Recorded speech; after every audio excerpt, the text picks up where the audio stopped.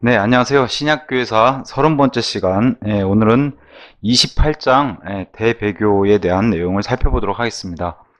제가 알기로는 대한민국의 신약교회사 러커 목사님 책이 오늘 시간부터는 번역된 게 없습니다. 그래서 우리 신학원 신학생들만 들을 수 있는 특권이라고 저는 생각을 합니다. 자, 디모데후서 4장 3, 4절부터 이제 오늘 이 말씀을 이제 시작을 하게 됩니다. 제가 읽어볼게요. 이는 그때가 올 것이기 때문이니 그들이 건전한 교리를 견디지 못할 때라. 반면에 그들은 귀가 가려워서 자신들의 정욕들에 따라 자신들에게 선생들을 쌓아두리라. 그리고 그들은 자신들의 귀를 진리로부터 돌이킬 것이며 지어낸 이야기들로 돌리리라. 오늘은 이제 지난 시간에 대배교의 배경에 대해서 살펴봤다면 오늘은 본격적인 이제 대배교에 대해서 살펴보도록 하겠습니다. 배교의 시작은 너무 단순하죠. 말씀에서 떠났기 때문에 그런 겁니다. 특별히 이제 우리는 킹제임스 성경 이 진리의 말씀으로부터 떠났기 때문에 배교가 일어났다. 너무 당연한 그런 말씀입니다.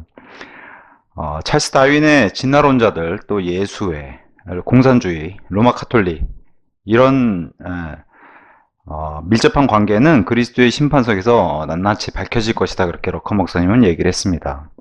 근데 이제 어쨌든 로마 카톨릭부터 시작해서 이 성경을 반대하는 모든 것들이 꺼려하는 것들은 확실히 거리 설교자들은 얻지 못한다는 거예요. 물론 우리가 사는 21세기에는 더 거리 설교하기가 힘든 그런 상황이긴 합니다. 20세기 말에도 이렇게 거리 설교자들을 뭐랄까요, 궁지로 몰아넣었다면 지금은 이제 더 하겠죠.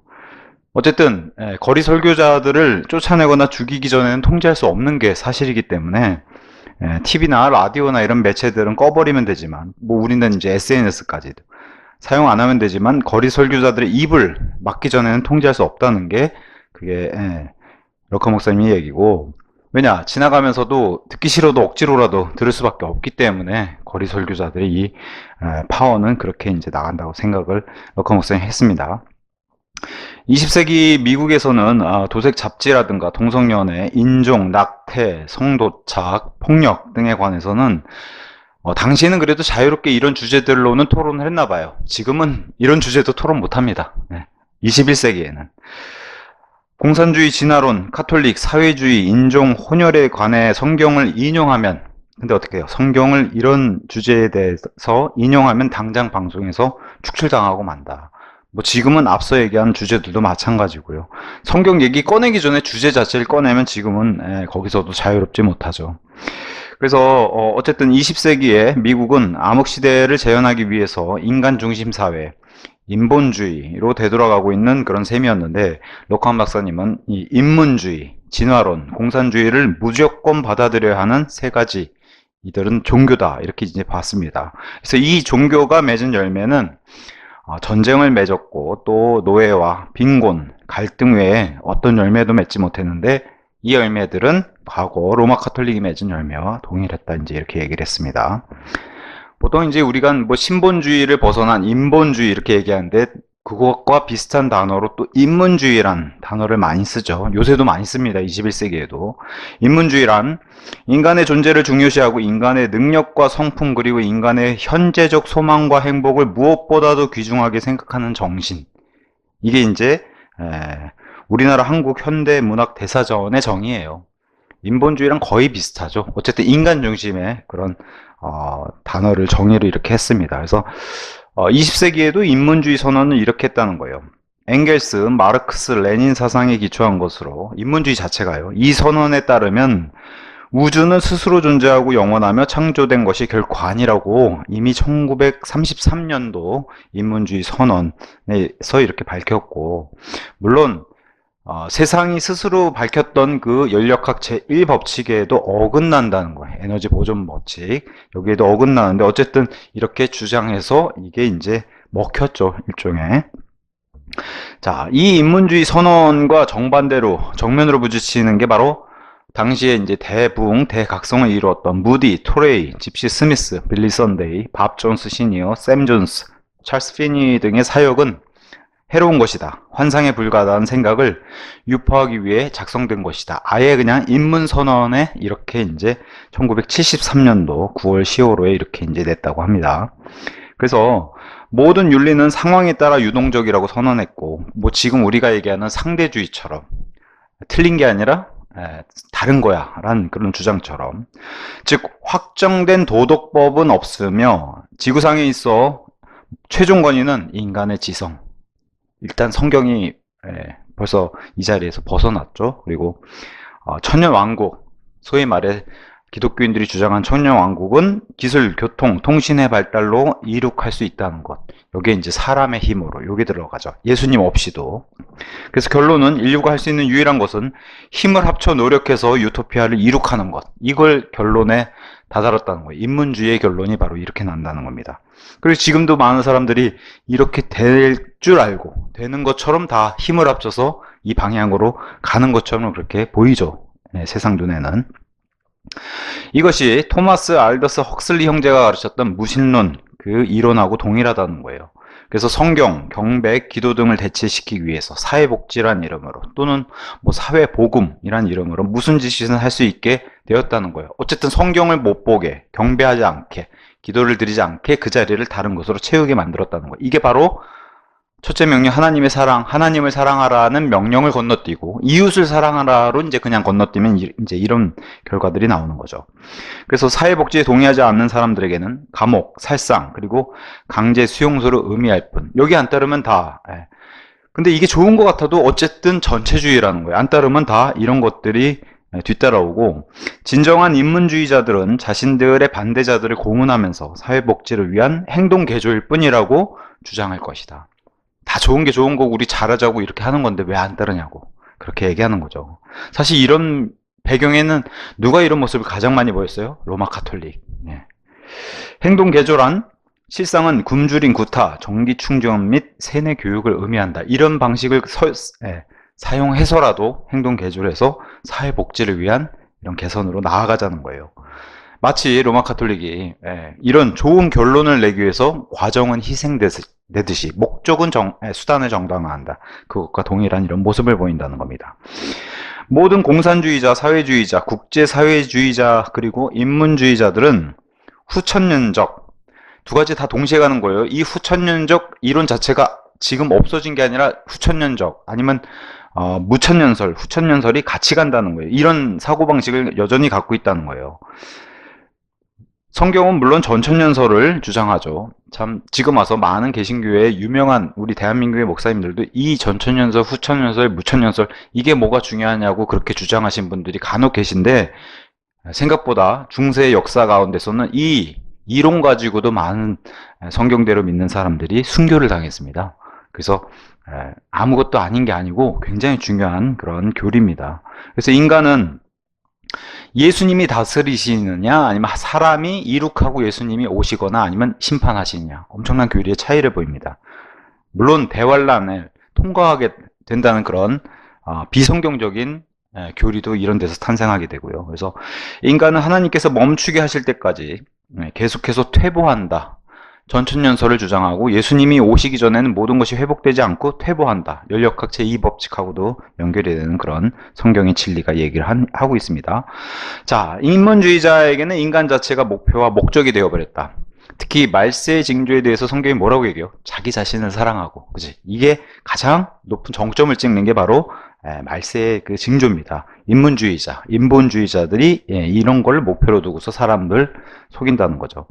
그리스도의 재림은 어거스틴이 제시한 진화론적 과정으로 재해석되고 재평가되어야 된다. 그래서 어거스틴이 얘기한 교리와 나중에 찰스 다윈의 교리가 붙어가지고 점점 우리가 점점점 세상을 다스려 나가고 점점점 정복하고 정복해서, 그죠? 마치 계시록 그 활을 든 흰말을 탄 그 존재처럼 정복하고 정복하고, 이게 진화론적 해석, 이렇게 재평가, 재해석되어야 된다 주장했어요. 자, 후천년 책에 있어서는 재림은 그리스도께서 자신의 약속에 따라 자신의 말씀을 지키는 것이 아니고 계급 평등화를 필요로 하는 억압받는 소수들의 해방과 사회정의를 위해 종교적 정치인들이 경제 제도들을 통해서 달성하도록 이끄는 것이 바로 인문주의 정신이라고 주장하고, 이게 또 뭐랑 잘 맞아요? 다윈의 그 진화론적 사고방식하고 잘 맞고, 특히나 마르크스주의하고 잘 맞죠. 계급 평등화, 공평함 이런 거랑 잘 맞죠. 공산주의, 인문주의, 사회주의는 무신론자들과 함께 이신론자들에 의해 종교적 요소들을 갖추고 있어요. 그래서 어쨌든 이 모든 것들이 다 뭘 대적해요? 최종 권위인 바른 말씀, 바른 성경을 거기에 대해 도전을 하게 되는, 이 모든 것들이 다 반성경주의로 뭉친다는 겁니다. 왜냐하면 성경은 창조주의 개입 없이는 완전한 사회, 천년왕국, 소위 말해 사람들이 말하는 유토피아를 가져올 수 없다고 성경이 선언하고 있기 때문에, 만왕의 왕 되신 분이 반공주의, 반카톨릭, 또 비인문주의의 통치자시며 반사회적인 독재자세요. 물론 엄청나게 선한 독재자시지만, 말이 단어가 좀 어폐가 있지만 느낌상 어쨌든 예수님은 온 우주를 다스리는 독재자세요. 그렇게 성경 자체가 선포하고 있기 때문에. 근데 이것을 받아들이려고 안 하죠. 그래서 이 사실을 믿든 안 믿든 간에 최종 권위인 성경을 무너뜨림으로 인간의 권위를 내세우고 인간의 손으로 지상 낙원을 세우려는 모든 시도 중심에는 킹제임스 성경의 권위를 제거하기 위해 조직된 드디어 대배교의 큰 원인인 1881년 영국 개정위원회의 성경 개정 시도에서부터 본격화됐다는 거예요. 결국에는 이 세상을 다스리는, 사실은 성경 말씀이 하나님과 동격입니다.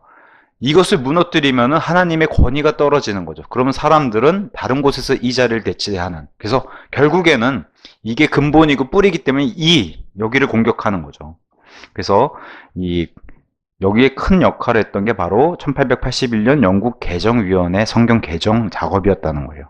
그래서 대표적으로 우리가 가장 큰 배교자라고 할 수 있는 성공의 인물들이면서 신학 교수들인 웨스트코트와 홀트를 들을 수 있죠. 뭐 예전에 홀트 복지관 하면 뭐 진짜 엄청나게 좋은 일을 한 사람인 줄 알았어요. 근데 그게 아닌 거죠. 겉모습만 그렇다는 거예요. 겉모습만. 사람 보기에는 좋은 일처럼 보이는데 전혀 영적으로는 좋은 일이 아니었던 거죠. 그래서 웨스트코트 홀트의 성경 개정위원회 열매들을 한번 살펴보도록 하겠습니다. 이 두 사람은 하나님의 책을 제거할 목적을 가지고 개정위원회를 조직했다는 거예요. 목적 자체가 이런 목적으로 조직했다는 겁니다. 그래서 나중에 프랑스의 예수의 신부들, 또 합리주의자, 이성론자들이 된 배교된 독일의 루터교도들, 그 다음에 찰스 다윈과 칼 마르크스 추종자들로 구성된 혼합 집단이 이 모든 걸 다 끌어들여서, 이 모습엔 뭐가 보여요? 로마 카톨릭의 모습이 보이지 않습니까? 에큐메니컬한 모습들을 가지고서 성경을 뜯어 고친다고 모인, 성경을 왜곡시키기 위해서 이 혼합 집단으로 모였다는 거예요. 교황의 뿌리가, 그 근본이 어디서 왔어요? 북아프리카 출신, 뭐 더 거슬러 올라가면 우리의 노아의 세 아들의 함의 그런 모습과도 닮아있는, 저주받은, 그래서 북아프리카 출신의 교황이 다윈을 갖다가 정글이라고 표현했어요. 러커 목사님.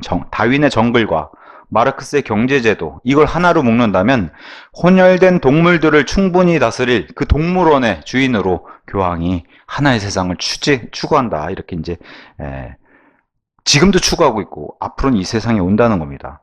그래서 이 동물원은 인문주의적 무신론과 아프리카 성경과 아프리카의 교황을 용납하는 세상이라는 거예요. 이 동물원 자체가. 그러니까 이 동물원에 사는 백성은 뭐라고 불러요? 개, 돼지로 부르겠죠. 성경대로. 자, 이들의 문제는 믿음과 실행의 모든 문제에 있어 최종 권위로서 성경만을 붙들고 있는 자들을 어떻게 제거해 버릴 것인가. 사실 역사적으로도 로마 카톨릭이 계속 고민해왔던 게 이 부분이죠. 제거가 잘 안 됐어요. 강제로 제거하다 보니까 그래도 계속 폭발적으로 늘어났던 거를 걷잡을 수 없었습니다. 그럼에도 불구하고 이 마지막 시대에도 똑같다는 거예요. 이때 교황이 최종 권위로 나서서, 성경보다 위에 있는 권위로 나서가지고 교황 이외의 권위를 주장하는 사람들, 특히 적그리스도로 모든 세상을 다스리는 이런 존재 이외의 권위를 주장하는 사람들을 목 베어버리면 되는 것이라는 거예요. 사실은 이게 대환란의 계시록에 또 기록이 돼 있는 거고요. 그러면 성경의 예언대로 대환란을 다스릴 마지막 시대의 적그리스도가 사탄의 능력으로 통제하는 유토피아, 그들이 그렇게 꿈꿔왔던 유토피아. 근데 어떻게 해요? 실상은 끔찍한 준지옥인 유토피아가 실현될 거라는 거죠. 이 초석을 어쨌든 말씀의 배교에서부터 세상이 배교될 것을 너무나 잘 알고 있는 사탄의 도구가 된 이 1881년 개정위원회, 이게 이제 초석을 놨다는 거예요. 그래서 웨스트코트와 홀트의 속임수는 기독교의 권위인 종교개혁 성경, 그 다음에 킹제임스 성경을 제거해버리는 거. 뭐 좋은 영어 역본들이 나오고 나서 마지막 7번째 역본인 킹제임스 성경이 나와서 더 이상의 역본이 등장하지 않은 완벽한 말씀으로 등장하고 나니까 뒤따라서 바로 로마 카톨릭도 영어 역본들을 내기 시작했죠. 그게 그 유명한 프랑스의 림즈 예수의 성경이었고, 그래서 어쨌든 전 세계가 휴머니즘이라는 종교를 수용할 때, 뭐 그게 20세기든 우리가 살고 있는 21세기든 교황은 최종 권위로 우뚝 서게 될 겁니다. 왜 그래요? 적그리스도를 준비하려면 마지막 거짓 예언자가 서야 돼요. 모든 종교를 통합할 수 있는. 그래서 정치적으로 다스릴 수 있는 자에게 이 모든 권위와 이런 것들 다 넘겨주고 경배의 대상으로 올리죠. 그래서 그 두 짐승이 다 필요하게 되는 겁니다. 하나는 거짓 예언자, 하나는 적그리스도, 이렇게 서게 되죠. 그래서 라오디케아 시대의 특징 중에 하나는 인간이 신격화된다는 거예요. 인간이 신격화되는. 그래서 성경은 정확하게 이것에 대해서 얘기를 하죠. 예언을 정확하게 해줍니다. 인류의 미래는 매우 부정적이다. 특히 예수님 오시기 전에는 매우 부정적이라고 계시록. 그래서 대환란이라고 성경은 얘기합니다. 자, 성경은 지금은 뭐 인권이 굉장히 높아진 시대처럼 보이지만 대환란 시대는 인권이 전부 박탈당한다는 거예요. 짐승에 의해서. 이제껏 경험한 것 가운데 가장 무서운 타락의 시대가 도래할 것이라고 예고하고 있기 때문이라는 거예요, 성경이. 그래서 뭐 인간들이 모여서 만들게 되는 평화, 평등, 연합, 자유의 이름, 듣긴 좋겠지만 무시무시한 시대가 도래한다는 겁니다. 역사는 그리고 성경이 기록한 그대로 이루어져 가고 있다는 거예요. 웨스트코트와 홀트가 개정위원회, 영국에서 만든 당시에 전개되고 있는 세 가지 상황은 이러한 상황들이었다는 거예요.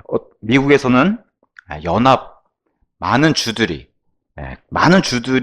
독립적인 개체로서 이루어진 연합 국가가 바로 미국이었는데, 각 주의 독립적인 그런 모습보다는 연합을 추구하는 모습이 진행되고 있었다는 거예요. 그래서 미국 헌법의 목적 자체가 이 자주적인 독립적인 또 종교의 자유, 이런 게 목적이었는데, 자유가 아닌 이제는 하나의 미국, 연합, 이걸로 자꾸 간다는 거예요. 그래서 헌법보다는 연합이 더 중요하고, 따라서 미국의 연합을 유지하기 위해서는 헌법은 무시돼도 좋다는 그런 결론으로 자꾸 미국도 흘러가고 있다는 거예요. 그래서 자유보다 연합의 가치는 링컨 대통령이 이루었던 전쟁을 통해서도 보였고, 그 모습에서는 소련, 그 다음에 공산주의나 히틀러의 논리와 동일한 모습을 미국도 보였다는 거예요. 또 영국 안에서는 어떤 모습이 보여요? 로마 카톨릭 에큐메니컬 운동, 양무리의 한 우리가 떨어진 양. 근데 결국에는 로마 카톨릭이 큰 집이니까 그 큰 집, 한 우리로 돌아가기 운동이 전개되고 있었다는 거예요. 그래서 과거부터 계속해서 로마 카톨릭 교도들이 벌인 행동은 뭐였어요? 스페인 군대를 동원해서 영국 프로테스탄트들을 멸절시키려고 했던 점, 또 킹제임스를 번역하기 위해서 실제로 영국에 있는 정치인과 그 다음에 종교 지도자들이 모여서 의논하려고 했던 의회 모임을 폭파시키려 했던 점, 또 제임스 국왕을 살해하려고 했던 음모, 또 교황을 모든 그리스도인들의 최종 권위로 왕이 바뀔 때마다 자신의 친카톨릭적으로 바꾸고 그 국왕을 통해서 교황의 최종 권위를 내세우기도 했던 이런 점들이 바로 과거 영국에서 보인 카톨릭의 모습인데, 웨스트코트와 홀트 일행도 로마 카톨릭의 권위를, 또 영어를 사용하는 사람들에게 최종 권위를 삼도록 킹제임스 대체해서 마치 플랜 B를 제시해줬죠. 킹제임스 성경뿐만 아니라 이런 성경도 있다고 제시해주고 나중에 그쪽으로 다 끌고 갔죠. 그래서 영국 개혁 성경을 이제 탄생시키게 됩니다. 이게 이제 개혁 성경을 통해서 로마와 그동안 헤어졌던 성공회가 하나가 되자. 그 다음에 옆에 있는 스코틀랜드 장로교도 하나가 되면 좋겠지. 이런 식으로 이제 점차 모든 교파들을 이제 통합시켜 나가는 그 에큐메니컬 운동이 바로 영국에서도 성경을 통해서 시작했다는 겁니다. 그 다음에 이제 세 번째가 웨스트코트와 홀트는 종교개혁 본문을 파괴시키기 위해 이들이 사용한 그 필사본, 그게 바로 70인역의 두 가지 필사본을 사용했다는 거예요. 70인역은 이제 신약 성경, 우리가 알고 있는 신약 성경, 헬라어 성경이 완성된 지 200년이 지나서 만들어진 것으로 알려져 있는데 그걸 사용했다는 겁니다.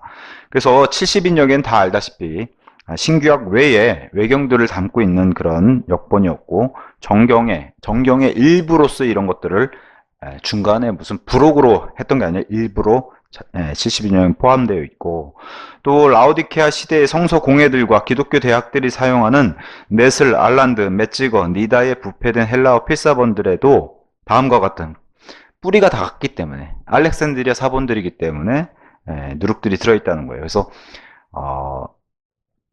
웨스코트와 호르티의 역본이든 아니면 여기 말한 넷을, 알란드, 메찌건, 니다, 모든 헬라어 성경의 역본의 뿌리도 같기 때문에, 그래서 1대1의 싸움이라는 거예요. 1대 100이든 1대 1000이든 간에 킹제임스 성경 대 알렉산드리아 원본, 이 두 가지 싸움인데, 어쨌든 이 부패된 헬라어 필사본들에는 이런 누룩들이 들어있다는 거예요. 먼저 다원주의, 예수 그리스도의 재림을 부인하는 종교적 진화론을 만들어냈다. 그러니까 성경의 구절들을 조금씩 고쳐서 이런 것들을 넣는 그런 부패함이 있다는 겁니다. 그 다음에 이제 마르크스주의, 혁명적 인문주의를 만들어서, 그러니까 신격화를 떨어뜨리는 그런 작업들을 많이 해놨죠. 성경 구절 안에. 대문자 선이라든가 대문자 하나님의 아들을 사람의 아들로 바꾼다든가 이런 식의 신격화를 낮추고 그렇게 예수님을 만들어낸 그런 부패된 성경을 만들어냈죠. 그래서 이런 인문주의를 만들어낸 장본인으로 자본주의자들이 10세기 동안 했던 것보다 1세기 동안, 그죠? 최근 20세기 안에 그 공산주의가 등장하면서 1세기 동안 더 많은 사람을 고문하고 죽였다는 거예요. 그런 것들이 이제 숨어 있고, 또 로마 카톨릭이 역사 그대로 성경대로 믿는 그리스도인들을 많이 죽였고, 또 사회주의가 이 안에도 들어가 있다는 거예요. 재림 이전에 적그리스도의 치리하에서 죽음과 지옥의 왕국을 가져오려고 시도하고 있다는 거예요. 실제로 그런 일들은 벌어질 텐데 그 나라가, 이 왕국이 좋은 세상이라고 자꾸 속인다는 거죠. 사회주의 포장해서. 그래서 위에 네 가지 요소들이 필라델피아 시대를 종식시켜버리고, 말 그대로 미국 NBA 농구 올스타 팀처럼 이런 올스타 팀 멤버가 바로 이런 것들이라는 거예요. 그래서 네 가지 이 사상에 대해서 럭커 목사님이 이렇게 표현했습니다. 모두가 공평하고 살기 좋은 세상, 사회주의, 이런 착각을 하고 있다. 마르크스주의, 고통을 당하면서 쾌감을 느끼는 이런 세디즘을 느끼고 있다. 공산주의를 통해서 다 같이 공평한 것처럼. 또 다원주의, 이런 것 중에서 다양한 그런 존재들도 이런 모든 종교를 다 수용해야 될 것 같은 이런 정신 이상을 다 같이 느끼고 있고, 로마 카톨릭은 아예 사탄주의다, 이런 걸로 무장한 성경개혁위원회는 유럽과 미국의 주요 보수주의자들의 적극적인 환영을 받았다는 거예요. 거기에 이제 대표적인 사람이 바로 필립 샤프 같은, 지금까지 쭉 럭커 목사님이 비판해왔던 그런 사람들이 바로 적극적으로 환영했다는 거예요. 왜?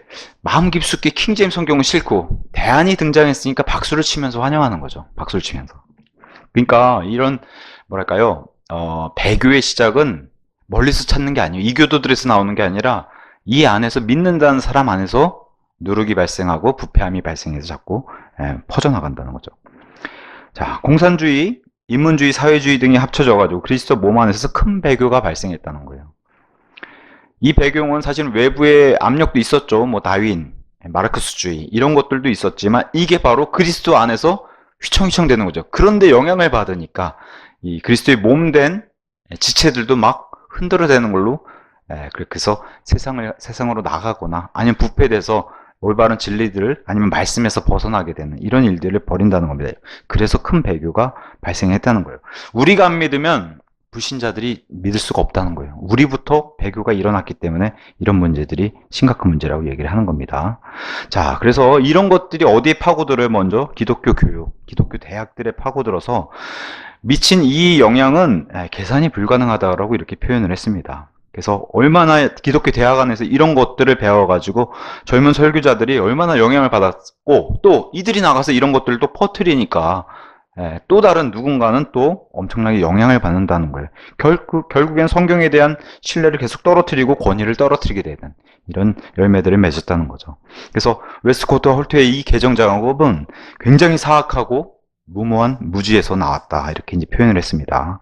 자, 성경개정위원회가 만들어낸 왜곡된 성경들, 개혁성경, 아니면 미국 표준역, 아니면 신국제역, 신미국 표준역, 이런 것들은 다 똑같은 알렉산드리아 본문에서 나온 겁니다. 그래서 암흑시대 부패 역본으로 판명되었음에, 지금 판명되었죠. 뭘로? 킹제임스 성경을 통해서 이들은 부패된 역본이구나 판명되었습니다. 그럼에도 불구하고 안타깝게 이 영향은 고스란히 성경대로 그리스도의 신성을 믿는다고 고백하는 자들, 결국에는 뭐 신학교 교수들부터 시작해가지고 많은 교회 목회자들로 그들에게로 넘어갔고, 이들 때문에 더 많은 사람들이 넘어가고 있다는 거예요. 넘어갔고. 그래서 이 리더들은, 어쨌든 처음 배교한 그런 리더의 무리들은 성경이 다윈의 진화론에 일치하지 않는 것들을 말하는 경우에는 무시해버려요. 지금도 많은 개신교들의 목사님들에게 창세기 1장부터 3장까지의 얘기를 가서 질문하거나 그러면은 회피해버린다는 거, 똑같은 자세가 나온 거예요. 무시해버린다는 거예요. 또 바티칸의 에큐메니컬 운동이라든가 사회주의 등에 반대하는 성경 말씀도 믿지 않았다는 거예요. 지금도 뭐 종교가 다 통합되어 있고 은근슬쩍 그러잖아요. 뭐 어떤 교회 유명한 목사님은 돌아가시기 전에 불교에도 구원이 있다. 이게 로마 카톨릭이 주장했던, 아니면 극단적 칼빈주의자들이 주장했던 이교도에도 하나님께서 마련해 놓으신 신비로운 선택이 있다. 이렇게 주장한 거랑 똑같은 거예요. 자, 어쨌든 이런 것들 믿지 않았고 구원받지 못한 것 같은 독일어 헬라어 문법 학자들의 의견을 저 학자가 저렇게 얘기했으면 그게 정답이지 라고 성경보다 더 존중했다는 거예요. 웨스트코트와 홀트는 생전에 마리아 숭배에도 매우 긍정적이었고, 또 공개적인 석상에서는 찰스 다인 얘기를 하지 않았지만 사적인 자리에서는 찰스 다인의 책을 즐겨 읽었다고 이렇게 전해지고 있습니다. 그리고 또 이 두 사람은 성사, 로마 카톨릭에서 하는 그 모든 성스러운 일들, 그런 것들을 신봉하는 그런 자들이었다. 결국에는 기독교, 참된 기독교의 사람들을 실족시켜가지고 어디로 끌고 가려고 했던 목적을 가지고 있어요? 로마 카톨릭으로. 자, 아담과 이브가 에덴 동산에서 실제 살았던 사람이거나 타락한 것을 믿지 않아요. 누가요? 웨스트코트 호르트가. 이런 사람이 성경을 뜯어 고친 겁니다. 하나님 말씀을 하나님 말씀답게 고친다는 사람이 이런 걸 안 믿은 거예요. 자, 웨스트코트와 홀트의 주장을 받아들인 미국과 영국의 신학교들은 다음의 요소들을 완전히 무시했다는 거예요. 분명히 말씀이 전파되고, 어디서요? 동에서 서로 성경 교육의 원천과 전개 과정과 결과와 관련된 역사적 사실들, 사도행전 11장, 13장, 이방인들에게 전해진 그 말씀을 통해서 이방인들의 교회들이 세워지고, 그게 미국의 역사까지도 고스란히 보이는데 그걸 인정하지 않아요. 그들이 말하는 권위 있는 헬라어 본문, 바티칸 사본이죠. 지난 1200년 동안 교황, 종교재판소, 추기경, 예수회, 카톨릭 국왕들이 교황 영향 아래서 암흑시대에 사용하던 것이었음이 명백한데도 무시한다는 거예요. 또 바티칸 사본의 기원과 보존에 관한 사실들, 그게 오래됐다고 바티칸에서만 주장하는 것이지 사실은 역사적으로도, 그리고 이렇게 깨끗한 본문들이 없어요. 바티칸 사본 일부러 그렇게 오래됐다고 주장만 하지, 그 사본들이 너무 보존 상태가 너무 좋다, 이런 역사적인 사실들도 애써 못 본 척하고, 또 종교개혁 본문에 대한 성령님이 증거하시는 점, 그잖아요. 루터의 종교성경, 그 다음에 칼빈이 봤던 종교개혁 성경, 여기서 나온 킹제임스 성경, 그게 온 세상을 덮은 이런 명백한 증거가 있는데도 이걸 못 본 척 한다는 거죠. 또 웨스트코트와 홀트는 이 종교개혁 성경의 본문을 위해서 많은 사람들이 순교했다는 사실을 무시한 채 자신들의 성경, 개혁 성경을 만들어냈죠. 이런 것들을 영국의 또 미국의 신학교들은 완전히 무시하고 받아들였다는 거예요. 자, 그 다음에 이제 웨스트코트와 홀트가 만들어낸 성경의 등장으로 인해서 어쩔 수 없이 필라델피아 시대가 문을 닫고 라우디케아 시대를 열었어요. 그래서 보통 라우디케아 시대를 이제 1900년까지 필라델피아 시대를 보고, 그 이후에 이제 1901년부터 20세기가 시작하는 그 시대를 이제 라우디케아 시대로 보는데, 그 앞에 라우디케아 시대를 마련한 초석이 뭐예요? 1881년 개정위원회라고 보는 거예요. 20세기를 열기 전에 19세기 마무리할 때 등장한 이 성경이. 그래서 우리는 이 성경을 라우디케아 시대의 권위역본이라고 부를 수 있다는 거예요. 웨스트코트 호르트가 만든 이 역본을. 그래서 이 헬라어 원문이 미국의 기독교 대학들이 추천한, 안타깝게도 나중에 다 이것들을 추천하게 되고, 그게 바로 신미국 표준역 저본, 거기에 바탕이 되는 건 저본이고, 이 저본은 마찬가지로 로마 카톨릭의 예루살렘 성경, 로마 카톨릭이 낸 1970년대에 낸 예루살렘 성경, 또 1970년에 나왔던 아메리칸 성경의 저본이고, 암흑시대 예수의 성경의 저본인, 같은 그 저본이라는 거예요. 이 본문을 지지하는 근본주의자들, 보수주의자들이 물론 배교한 사람들이죠. 음녀 로마 카톨릭과 손을 잡고 말았어요. 안타깝게도. 그래서 이는 기독교 학자들의 타락을 상징하는 기념비, 그래서 말씀을 전파하고 거기에 교육, 그 다음에 바로 문화, 배교, 이 교회 악순환 중에 바로 기념비, 배교에 해당하는 이런 모습이 여기서 등장했다는 거예요. 그래서 배교의 시대를 여는 이정표가 됐다. 이 역본 자체가. 그래서 이 라우디케아의 권위역본은 과거 피해 여왕 메리, 그 여왕이 친카톨릭적 그 여왕직을 수행할 때의 그때 그 역본이었고 저본이었죠. 히틀러, 로마 카톨릭과 친화적인 관계를 가지고 있던 히틀러는 로마 카톨릭으로부터 세례를 받은 사람이고 로마 카톨릭 교도입니다. 그들의 권위역본이었고 게슈타포, 이 비밀경찰 책임자였던 하인리 히물러, 이 사람의 그 권위역본이었고 무솔리니, 또 쿠바의 공산주의자 독재자 피델 카스트로 등에게 세례를 준 로마 카톨릭, 그들을 키워낸 종교 집단이 채택한 바로 그 역본이라는 거예요. 그래서 너희는 그 열매들, 로마 카톨릭이 뒤에서 배경으로 가지고 있는 이 로마 카톨릭이 낸 열매들을 보고 그들을 알아라. 이렇게 이제 예수님 말씀처럼 이들을 파악해야 한다고 얘기를 했습니다. 그래서 이 라오디케아 시대의 배교자들, 안타깝게도 기독교인들 가운데 성경대로 믿는다고 하는 비교적 좋은 복음주의까지도 안 가요. 보수주의, 훨씬 더 뛰어넘는 보수주의와 근본주의자들이 배교하기 시작하니까 이제 문제가 되는 거죠. 그 다음에 이제 복음주의가 그거보다 좀 더 자유주의 쪽에 가까이 있는데, 어쨌든 보수주의자들, 복음주의자들이 로마 카톨릭의 예수의 신부의 헬라 원문을 가지고 영국과 독일의 종교 개혁 성경들을 뜯어 고치리라고 누가 감히 생각이나 했겠느냐, 이제 이런 질문을 던집니다. 또 프로테스탄트 또 학교와 교수진들이 바티칸 당국의 바티칸의 공식 성경을 그 본문을 전 세계에 보급하리라고, 이런 누가 생각을 했겠냐는 거죠. 예상치 못한 일인데, 왜냐하면 이런 것들은 우리 입장에서 얼마나 아파요. 그렇잖아요. 우리 지체들, 더군다나 뭐 우리가 봐도 아유 같이 지냈지만 정말 저 사람 구원받지 못한 사람이야, 이런 사람이면 괜찮은데, 우리 가운데 정말 신실했고 또 그러한 모습을 보인 사람이 갑자기 돌변해가지고 이런 모습을 보인다면 이것만큼 또 우리에게는 아픈 그런 일이 없죠. 근데 그런 일들이 역사 가운데서도 일어났고 우리 가운데서도 얼마든지 일어나는 일입니다. 이 일은.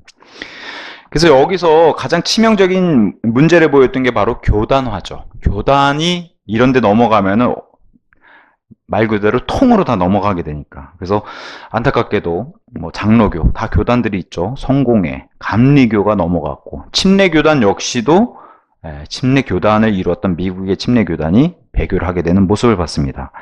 그런 말도 아직까지 종교개혁 성경, 특히나 킹제임스 성경을 고수한 성경대로 믿는 신약 지역교회들, 우리가 보통 독립교회들이라고 얘기하는 그 교회들만 영향을 덜 받고 있는 실정이고, 20세기가 그랬는데 21세기도 위태위태하죠. 사실은 우리도 손으로 꼽잖아요. 이런 우리나라에서도 독립교회들이 몇이나 될까? 사실은 수가 굉장히 적죠. 자, 미국에는 남침례교 교단 소속의 신학교가 1911년 이 미국 표준역으로 교체해야 한다는 압력이 가중되어서 나중에 이제 이런 것들이 들어오니까 이런 데 다 넘어갔다는 거예요. 아, 성경을 과학적으로 해석해야 돼. 그 과학이란 찰스 다윈의 진화론에서 오는 그런 과학을 얘기하는 겁니다. 그 다음에 비평적 평가. 듣기는 좋은데 비평적을 다른 단어로 바꿔볼게요. 비판. 뭘요? 성경 비판적 평가. 이렇게 되면 성경을 늘 비판하는 자세로 성경을 읽는다는 거예요. 우리는 감사한 마음으로 하나님의 말씀으로 1.1회까지도 귀하게 여기고 봐야 되는데, 성경은 그렇게 보는 게 아니라 이 말이 베낀 거 아닐까? 말이 다르네? 틀리네? 이런 비평적인 평가, 이런 게 이제 신학교 안으로 들어왔기 때문에 문제가 되는 거예요. 또 하나 이제 마지막으로 뭐 신의 사본이네, 문 사본이네 해서 등장하는 그런 우리가 알고 있는 사본들 가운데서도 우수한 사본으로 치는 사본이 있는가 하면 그 시대에도 이 조작 사본들이 있었다는 거죠. 그게 이제 뭐 신의 사본이라든가 이런 사본들이 후에 발굴됐음에도 불구하고 올바른 사본과 일치하지 않는 그런 사본들. 근데 그런 게 훨씬 더 옛날 것 같잖아요. 그리고 뭐 발견한 고고학자들이 훨씬 더 이전에 기록된 그런 사본들이다 주장하면은 이런 데 이제 미혹돼 가지고 배교에 휩쓸린다는, 아, 성경이 완벽한 말씀은 없는 거구나 이 땅에, 이렇게 이제 미혹돼서 배교에 휩쓸렸다는 거예요. 그래서 남침내 교단은 안타깝게도 킹제임스 성경에서 주일학교 교재를 이제 미국 표준역과 아니면 개역 표준역으로 사용하기에 이르는 이런 안타까운 점을 본다는 겁니다. 자, 또 하나, 미국과 유럽에서 배교에 지대한 공헌을 한 것들과 사람들을 살펴보면은 일단은 독일의 이성주의예요. 유럽에서 미국의 배부흥 시대에 독일과 유럽을 강타했던 이론들이 바로 이런 거죠. 이성. 사람들이 우리가 생각이 있고 그런데 과학도 있고 찰스 다윈의 이론도 있고 이런 것들로 성경을 바라보는 시선. 사실 이런 것들이 팽배하기 때문에 지금도 독일에서 신학 공부해왔던 사람들을 우리가 거리를 두고 보는 거예요. 일단 독일에서 신학 공부해왔다면.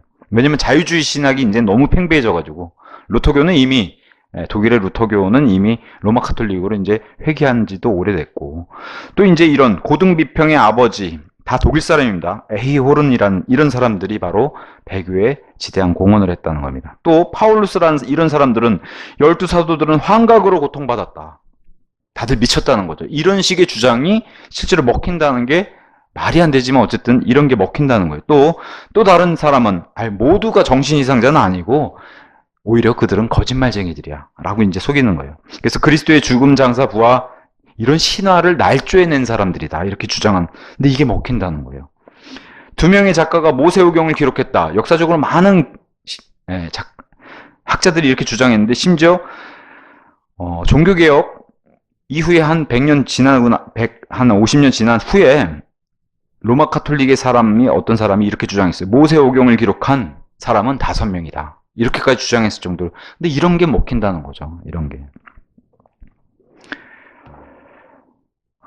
그 다음에 이제 누가 뭐래도 킹제임스 1611년 우리가 알고 있는 킹제임스 성경은 강력한 책들의 제왕이다 이렇게 불릴 수 있는데, 이 책을 증오한 사람들 있죠. 대표적으로 이제 예수의 사람이 있고, 음행하는 사람들과 거짓말쟁이들, 도둑들, 주정뱅이들은 싫어합니다. 킹제임스 성경을. 성도착자들 역시 킹제임스 성경을 싫어하고, 뭐 이신론자들, 이성적으로 생각하는 그런 사람들, 심지어 킹제임스 성경을 인용하면서도 무시한다. 그러니까 믿진 않으면서도 인용하는 거.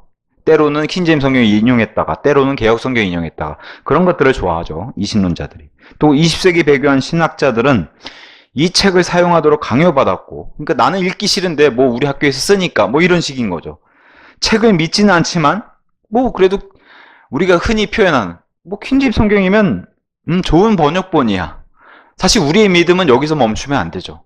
완벽한 말씀으로 믿는 것과 좋은 번역본은 차이가 큽니다. 근데 뭐 좋은 번역본이야. 그래서 나는 선호하기는 해. 이런 건 사실 우리의 믿음과 거리가 먼데 이제 배교한 신학자들이 이런 것들을 가지고 있다는 거예요. 그러니까 완벽한 말씀이라고 얘기하면 돌변하죠. 나는 그렇게 얘기하면 난 킹제임스 성경을 증오해. 이렇게 바뀌는 겁니다. 그런 모습 우리가 많이 보죠. 그러면서 갑자기 킹제임스 성경에 호감 있던 사람들이 돌변해서 너 유일주의였구나 이렇게 표현하는 거죠. 요즘 우리가 표현을 하면은. 자, 과거 이제 그리스의 플라톤, 그다음에 이제 배교한 유대인 필로, 그다음에 이제 북아프리카 오리겐, 클레멘트 이런 사람들이 세상에서 절대적 권위를 제거하기 위해 일을 시작한 이후에, 그때부터 알렉산드리아 이 북아프리카 사본들이 나왔죠. 이 땅에 집결된 크리스천 학자들의 가장 중요한 모임이 바로 이 사람들의 임무를 이어간 사람들이 바로 1881년 개정위원회가 되었다는 거예요. 이 임무를 이어간 사람들이. 그래서 옛날 알렉산드리아 이단들의 업무로 되돌아갔다는 겁니다. 이들의. 심지어 다윈의 원숭이 인간, 예수의 궤변, 마르크스와 사회주의로 오히려 보강됐다는 거예요. 북아프리카 이론들이 훨씬 더 강해졌다는 겁니다. 이런 이론들로 인해 가지고. 지금은 뭐 과학 얘기만 다윈을 빼놓고 얘기하나요? 세상 나가서. 세상 학교에서 다윈의 진화론은 안 가르치고 여기 중심을 두고서 과학을 안 가르치는 곳이 있나요? 창조론을 가르친다. 누군가 공식 석상에서 전 창조론을 믿습니다 하면 다 비웃잖아요. 누군가가 우리가 뉴스에서 공무원이 나와가지고 무슨 고위직 공무원에 발탁된 사람이 저는 창조론을 믿습니다 했다가 완전히 그냥 뉴스에서 난리가 나고 막 그런 모습 우리가 봅니다. 그런 세상이죠. 그러니까 훨씬 더 보강되고 강력해졌다는 거예요, 세력이. 근데 일찌감치 예수님께서 말씀해 주셨죠. 이런 현상에 대해서. 전체를 부푸기 위한 누룩과 같다. 로마 카톨릭의 그런 상황도 그렇고, 나중에 대환란 직전에는 훨씬 더 크겠죠. 온 세상이 누룩이 부풀어가지고 뜬 그런 것과 같다는 겁니다. 그래서 로마 카톨릭의 이런 중요 뼈대 있는 이런 교리들을 세운 사람은 누가 말해도 어거스틴이죠. 로마 카톨릭이 괴물 같은 이단을 설립한 사람. 그래서 하나님의 도성을 그는 일찌감치 선포했는데 웨스트코트 홀트는 이 도성을 어거스틴의 그 건축 설계도를 보고 완성하도록 하나님께 선택받은 자들이다. 이렇게 이제 표현했습니다. 하나님께 선택받았다고 좋은 의미가 아니에요. 나쁜 도구로 쓰이는 사람이 바로 이 두 사람이라는 거예요. 영국에서는 1830년대에 옥스퍼드 운동이라는 게 벌어졌어요. 뉴먼이라는 사람을 중심으로 해가지고. 뭐예요? 간단하게 얘기하면 영국 국교회를 로마 카톨릭에 갖다 바치려는 운동인데 누가 들어왔어요? 성공의 교도 아니면 성공의 리더들로 가장하고 들어온 예수의 사람들. 나중에 살펴보니까. 우리로 따지면 간첩이죠, 간첩. 간첩이 들어와가지고 그런 척 좋은 사람인 줄 알고 했는데 나중에 밝혀보니까 간첩인 거예요. 근데 지나고 나서 후회하면 소용이 없다는 거죠. 어쨌든 그렇게 해서 돌아갔습니다. 그래서 영국에 있는 카톨릭 교도들에게 그들이 영국 사람들을 움직일 수 있는 유일한 길은 영국 국교회에 들어가서 일하는 것. 사실 이런 로마 카톨릭의 입장이나 뭐 비밀 경찰이나 공산주의의 간첩이라든가 다 똑같은 모습이죠, 이게. 안 그런 척하고 위선적으로 들어가서 일하는 것. 그래서 옥스퍼드 운동에서는 루터 칼빈, 웨슬리, 휘필드, 치빙글리, 진젤도프, 조나단 에드워즈 다 기라성 같은 이런 사역들인데 이것을 혐오스럽고 악마적인 이단으로 분류해버렸어요. 옥스퍼드 운동 자체가. 옥스퍼드 하니까 뭐가 굉장히 좋아 보이는데 그렇지 않은 거죠. 자, 훗날 성경개정위원회 1881년 이 개혁성경이 소집되었을 때 영국 국교의 성직자로 가장한 예수의 회원들을 발견하고도 아무도 놀라지 못했다는 거예요. 이들이 와서 활동하는 것을 보고. 그래서 예수의 회원들이 국교의 사제직에 대해서 거짓 맹세하고 침투에 들어갔으며 프로테스탄트가 아니면서도 나는 개신교도입니다. 이렇게 이제 고백을 했다는 겁니다. 이게 바로 고린도전서 9장 19절에서 22절. 사실 사도 바울은 이런 의미로 얘기한 게 아니에요. 나는 율법을 가진 자들에게 율법으로 접근하고 율법이 없는 자들에게 율법이 그들을 다 얻기 위해서. 사실 사도 바울의 입장에서 최선을 다한다는 입장으로 이 말씀을 기록했는데 이걸 뭘로 했어요? 영국 국교에 가서는 국교인 척을 해야지 로마 카톨릭 교도로 만들지. 이런 식의 방법을 이 말씀을 갖다 썼다는 거예요. 자신들의 방식으로 해석했다는 겁니다. 그래서 이것을 비밀스러운 운동이라고 표현했어요. 배교의 비밀스러운 운동. 그래서 영어 성경을 파괴하여 잉글랜드 전체 아니면 잉글랜드 식민지들까지도 암흑시대로 되돌려 놓으려는 작업이었다. 이 작업은.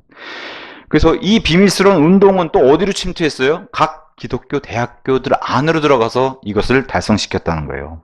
그래서 이걸 꼭 우린 주목해야 된다는 거예요. 그래서 성경을 무슨 고등비평하자.